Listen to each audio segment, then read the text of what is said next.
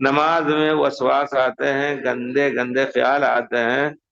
شیطان ہی ایک ہے نماز کے لیے۔ پیارے رسول نے فرمایا ہے کہ اس کو خنزب کہا جاتا ہے۔ جب بندہ کھڑا ہوتا ہے تو ادھر ادھر کی چیزیں یاد دلاتا ہے۔ اگر واقعی ایک دم آ کر کے آپ کے اوپر مسلط ہو گیا، جائز ہے اس طرح کر کے، اور پھر اعوذ باللہ من الشیطان پڑھ کے نماز میں آپ مشغول ہو جائیں۔ مشکل یہ ہے کہ گندے خیالات اس وجہ سے بھی آتے ہیں ہمارے ان لوگوں کے دلوں میں جو قرآن یا جو پڑھتے ہیں، رکوع اور سجدہ کی دعاؤں کا کوئی معنی سمجھ میں نہیں آتا ان کو۔ زندگی گزر جاتی ہے، سبحان ربی العظیم کا معنی کسی سے بوڑھوں نے نہیں پوچھا، الحمد کا معنی کیا ہے، لیکن جب ہم سوچیں گے الحمدللہ تمام تعریف اللہ کے لیے ہے، اللہ نے ہمیں آنکھ دیا، اللہ نے ہمیں ناک دیا، سب کچھ شکر اللہ کا ہے، اسی طرح روزی دیا، یہ سب معنی لے کر کے جب آدمی الرحمن الرحیم بڑا رحم والا ہے تو اللہ کی رحمت سے امید رکھ کر کے نہ مایوس نہیں ہوگا، نہ امید نہیں ہوگا۔ ایاک نعبد، تو ضروری ہے کہ ہر مسلمان اپنی جو دعائیں پڑھتا ہے یا جتنے قرآن کے نماز میں جتنی آیتیں پڑھتا ہے اس کا معنی عام یاد کر لے۔ اور یہ بہت آسان ہے، لیکن کچھ علماء، کل پرسوں کسی نے ویڈیو بھیجا کہ وہ کہتے ہیں جو اردو کے ذریعے سے قرآن کا ترجمہ پڑھے گا یا کسی بھی زبان میں، وہ گمراہ ہو جائے گا۔ بالکل روک رہے ہیں لوگوں کو قرآن کے سمجھنے سے۔ قرآن آسان ہے، اللہ تعالیٰ نے کیا ہے، ہاں مسائل ہیں، ان کو اچھے عالم کی تحریر میں جو فٹ نوٹ ہے ان مسائل کا حل اس میں بتایا گیا، اس کو پڑھیں۔ عام کسی آدمی کے جو خود خاص طور پہ کتاب و سنت کا عالم نہ ہو، اہل حدیث نہ ہو، اس کا ترجمہ نہ پڑھیں۔ یہ میں پورے وصول سے کہتا ہوں، تمام ترجمے ہماری نظر سے گزرے ہیں، ہم نے دیکھا، ہمارے پاس یہ خاص طور پہ انہوں نے بھیجا تھا میرے پاس بہت کچھ دیکھنے کے لیے، اس میں بہت کچھ خرابیاں، کلام پاک کے ترجمے میں تو نہیں کچھ کر پائے، لیکن حاشیے میں اللہ کے لیے ہاتھ،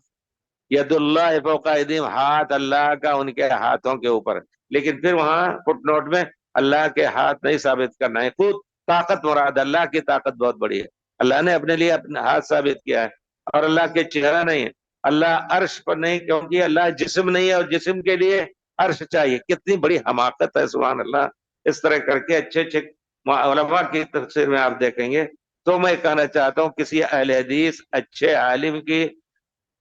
ترجمے اور فٹ نوٹ کے علاوہ نہ پڑھیں، یہ ہم کہیں گے۔ آپ جو کچھ سمجھیں یا جو کچھ اپنا کریں الگ ہے، لیکن یقیناً بہت گمراہی کی بات ہے۔ ہمارے پاس انہوں نے بھیجا تھا بہت سا، ہمارے پاس اس کا اسٹڈی ہے،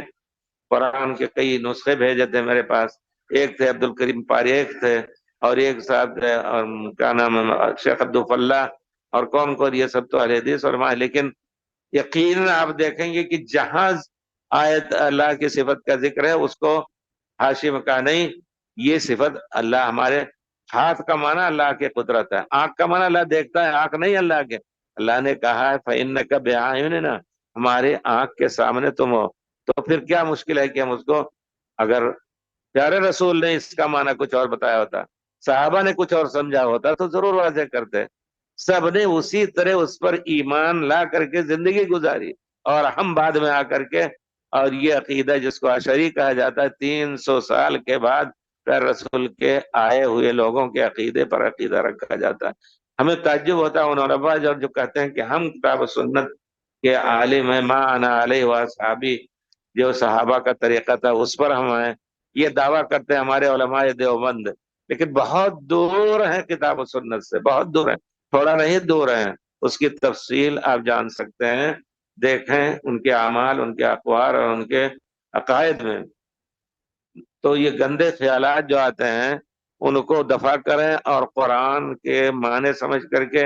آپ امام کے پیچھے پڑھتے چلیں۔ الحمدللہ رب العالمین، اس کا معنی الرحمن الرحیم کا معنی کیا ہے، ایک اجمالی معنی۔ ہم تو وہاں مدرسے میں بچے چھوٹے پڑھتے تھے تحفیظ القرآن 5-6 سال کے، تو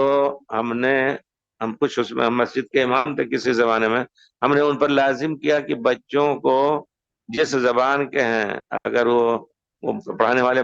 برمی تھے اور ایک بنگالی تھے، ہم نے کہا ان کو الحمد کا عام معنی بتا دو، قل اعوذ برب الناس، قل اعوذ برب الفلق کا عام معنی بتا دو، دوسرے دن اس کو سنو،